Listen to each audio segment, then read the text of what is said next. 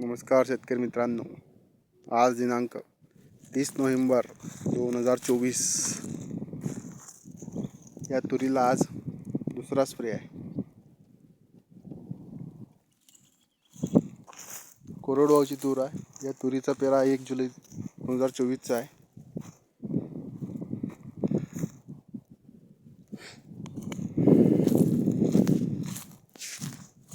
या तुरीवरती amino acid म्हणून protein plus, बुरशीनाशक म्हणून क्रिस्टल कंपनीचा टिल्ट आणि विल्डवूड कंपनीचा मॅक्टो.